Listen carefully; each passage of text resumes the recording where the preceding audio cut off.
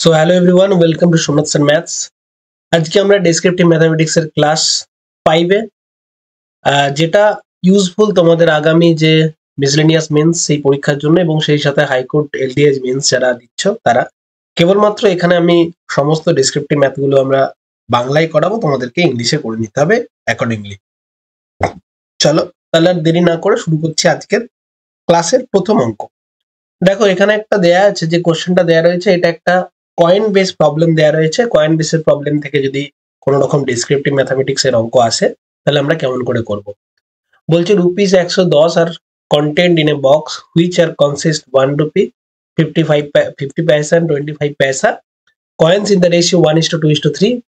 What is the number of 25 paisa coin. তাহলে 50 পয়সার coin কতগুলো আছে এটা আমাদের জানতে চাওয়া হয়েছে। তাহলে আমরা কিভাবে এগোবো, কিভাবে করব, চলো সেটাই আমি করাচ্ছি। তাহলে এখানে কয়েনের সংখ্যার অনুপাত দেয়া আছে। তাহলে আমরা ধরি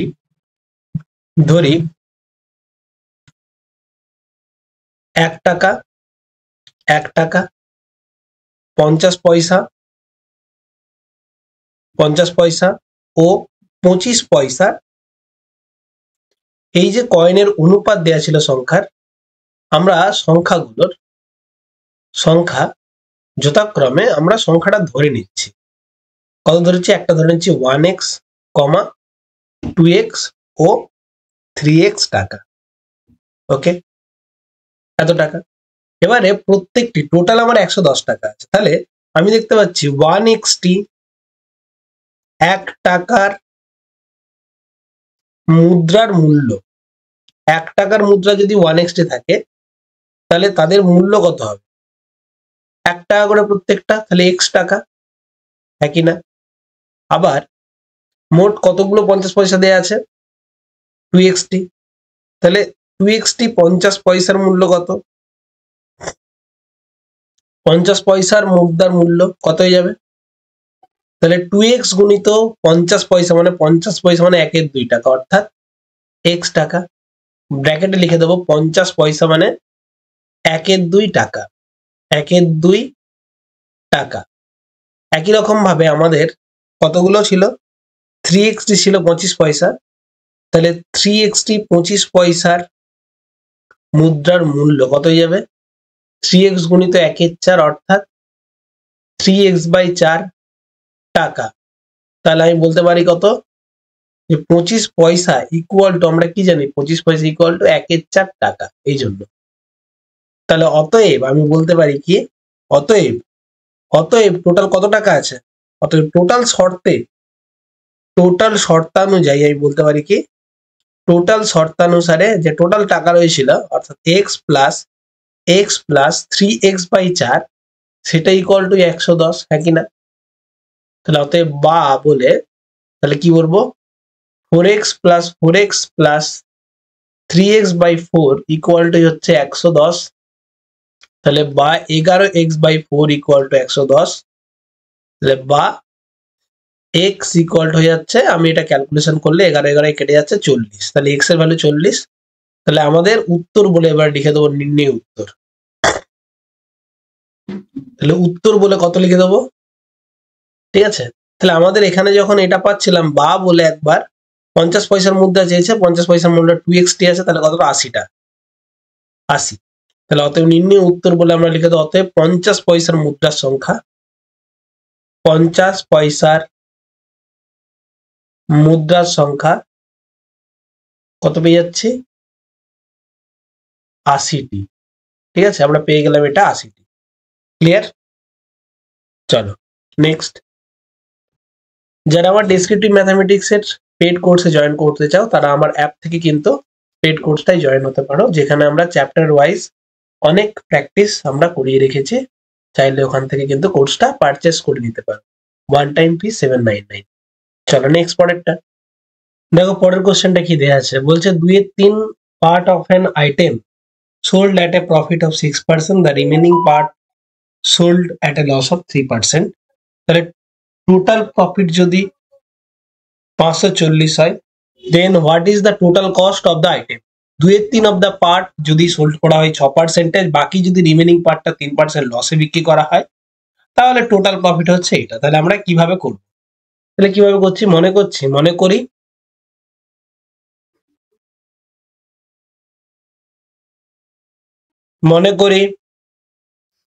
মোট কস্ট বা মোট মূল্য কত টাকা, মোট মূল্য x টাকা, ঠিক আছে। তাহলে তার 2/3 পার্ট, তাহলে 3x বাই এত টাকা, এত টাকায় ক পার্সেন্ট, 6% লাভ হলে লাভ ইকুয়াল টু লাভের পরিমাণ বার করব, লাভের পরিমাণ,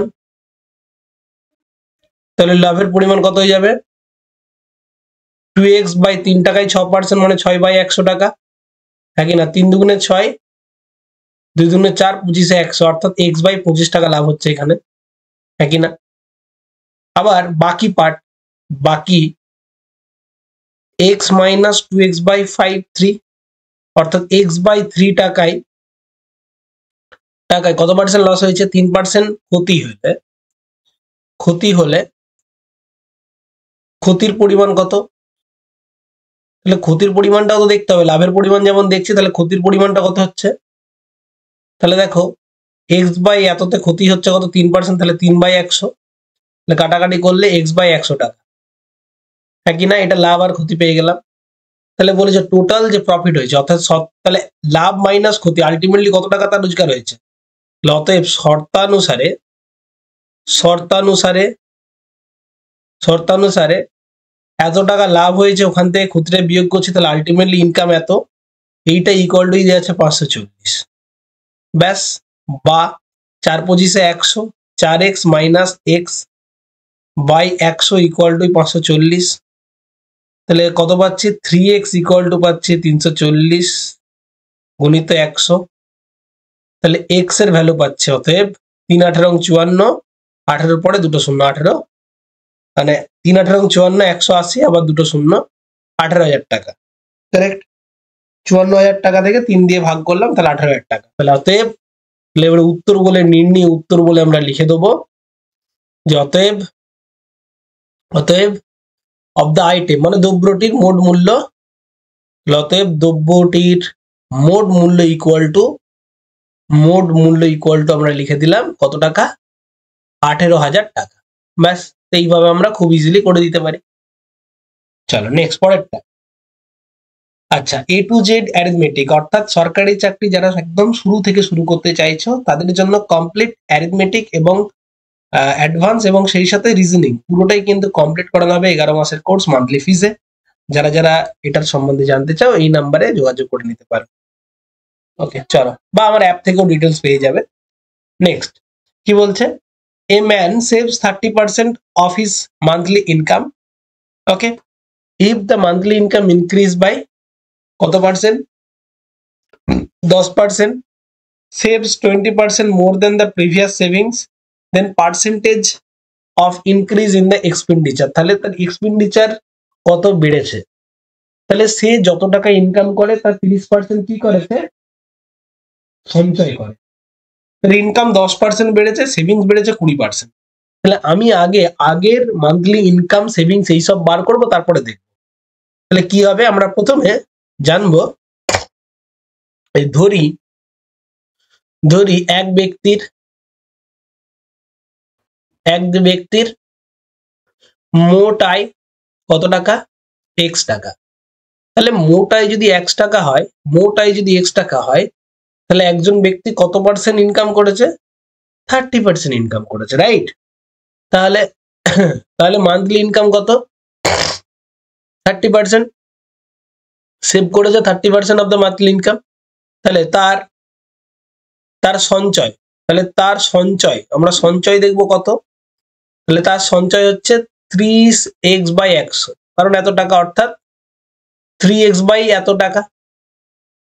তাহলে অতএব তার ব্যয় কত, তাহলে 30% সঞ্চয় করলে 70% তার ব্যয় হবে, অর্থাৎ 7x বাই 10 টাকা, হ্যাঁ কি না।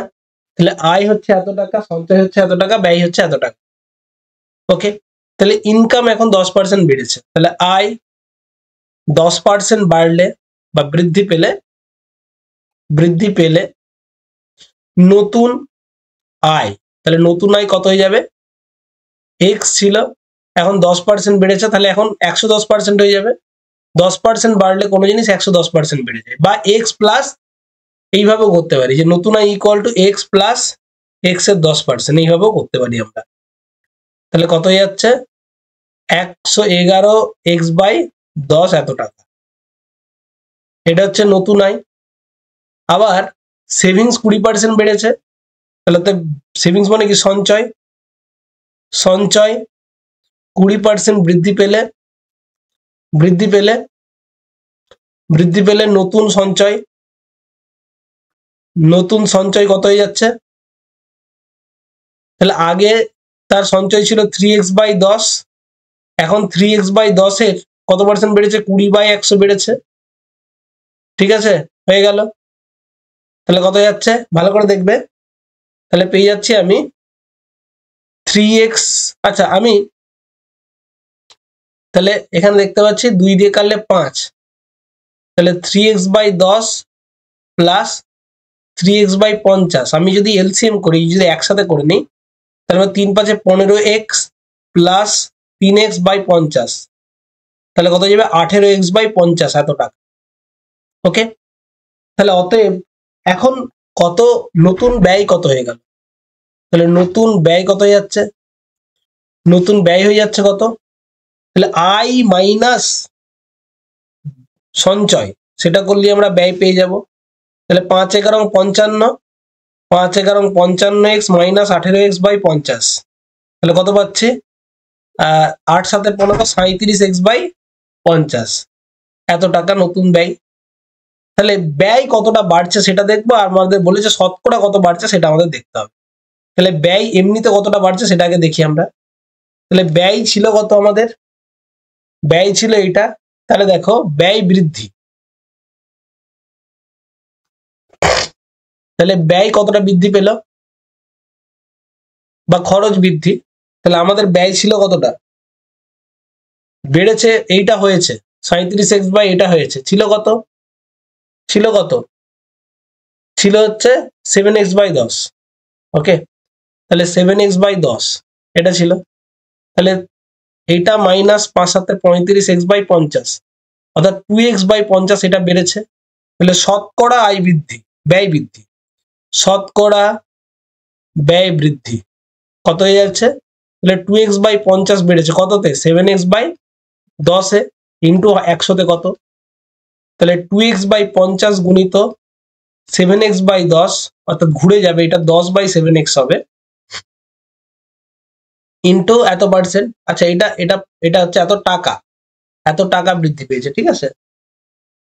তাহলে দেখো আমি দেখতে পেলাম কত বেড়েছে, তাহলে এখানে 0 0 0 কেটে যাচ্ছে, 5 20 100, ওকে, তাহলে x x এর কেটে যাচ্ছে, তাহলে 40/7 এত পার্সেন্ট, 40/7% মানে 5 পূর্ণ 5-এর 7%, ব্যাস, এটাই হচ্ছে শতকরা বৃদ্ধি। তাহলে আমাদের কোশ্চেনে আমি দেখতে পেলাম, আমাদের কোশ্চেনে কি চেয়েছিল, the percentage increase in the expenditure, তাহলে তাহলে উত্তর বলে লিখবো, নির্ণয় উত্তর বলে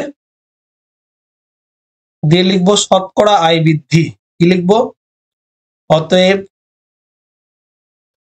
শতকরা ব্যয় বৃদ্ধির পরিমাণ, শতকরা ব্যয় বৃদ্ধির পরিমাণ, বা এভাবে লিখবো খরচ ব্যয় বৃদ্ধির পরিমাণ, ব্যয় বৃদ্ধির হার 5 পূর্ণ 5-এর 7%, ঠিক আছে, ব্যয় বৃদ্ধির হার 5 পূর্ণ 5-এর 7%, বাস লিখে দিলাম, হয়ে গেল। চলো নেক্সট, যারা কমপ্লিট অ্যারিথমেটিকের অ্যাডভান্সড ফাউন্ডেশন কোর্স চাইছো তারাও অ্যাপ থেকে কিন্তু দেখে নিতে পারো। জাস্ট দেখো পরেরটা কি question, the age of Sita is twice the average age of Ram, Mohan and Sita. The age of Ram is half of the average age of Ram, Mohan and Sita. If মোহনের age 5 years, then what is the average age of Ram, Mohan and Sita. বলছে the age of Sita is twice the average age of Ram, Mohan and Sita. The average age of Ram, Mohan and Sita. সীতার যে এজটা সেটা হচ্ছে রাম, মোহন এবং সীতার অ্যাভারেজের double. আবার রামের যেটা এজ সেটা হচ্ছে এদের অর্ধেক। ওকে, আবার এবারে মোহনেরটা দেয়া আছে 5, তাহলে এদেরটা কত? তাহলে রাম, মোহন এবং সীতার অ্যাভারেজটা আমি যদি ধরে নিই তাহলে একটু আসান হতে পারে, তাই না? তাহলে দেখো আমি কেমন করে করতে চলেছি, এটা খুব ভালো অঙ্ক। ধরি রাম, কমা মোহন ও সীতার গড় বয়স x বছর। তাহলে তাহলে রাম ও মোহন ও সীতার মোট বয়স কত হয়ে যাবে? তিনজনের গড় বয়স যদি x হয় তাহলে মোট বয়স 3x বছর। ওকে, এবারে আবার কি বলা আছে, আবার সীতার বয়স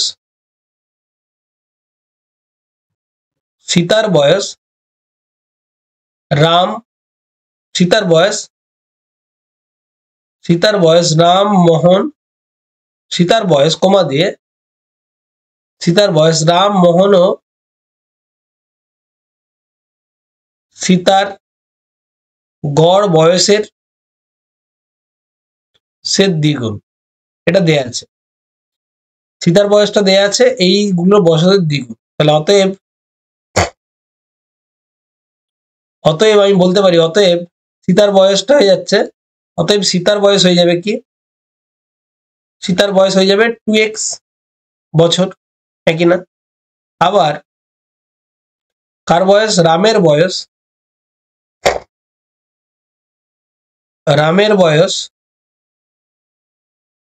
রাম, মোহন ও সীতার গড় বয়সের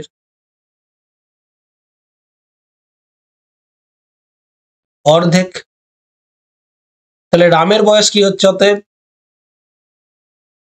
অতএব রামের বয়স কত হয়ে যাবে? রামের বয়স হয়ে যাবে x/2 বছর, হ্যাঁ কি না? আর অতএব আবার মোহনের বয়স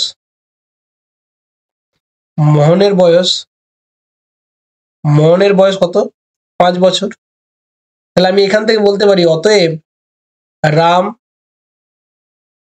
মোহন, বা শর্তানুসারে একবার লিখে দিতে পারি যে অতএব শর্তানুসারে রাম, সীতা এবং মোহনের মোট বয়স 2x প্লাস এটা প্লাস 5, সেটা ইকুয়াল টু তিনজনের টোটাল 3x, হ্যাঁ কি না? ব্যাস, তাহলে সবগুলো এক্স গুলোকে একদিকে নাও। তাহলে দেখো 4x বা দিয়ে 4x plus x minus 6x, বা 3xটাকে ওইদিকে নিয়ে চলে যাও। তাহলে 3x minus 2x minus x/2, হ্যাঁ, ইকুয়াল টু বলতে পারি 5। এইটাকে এখানে নিয়ে যাচ্ছি, বা x মাইনাস x/2 মানেই হচ্ছে 5, বা x/2 মানেই হচ্ছে 5। অতএব x এর ভ্যালু যাচ্ছে কত? 10 বছর। 10। তাহলে এবার উত্তর বলে লিখবো আমরা, যেটা উত্তর দেওয়া আছে সেটা আমরা লিখবো। অতএব নির্ণয় উত্তর বলে আমরা লিখে দিলাম, কি লিখে দিলাম? অতএব কি রাম, মোহন এবং সীতার গড় বয়স, ওটাই তো, গড়টাই তো জানতে চেয়েছে। অতএব রাম, মোহন ও সীতার গড় বয়স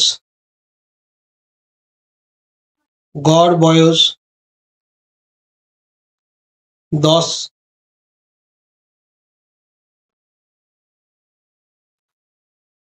বছর।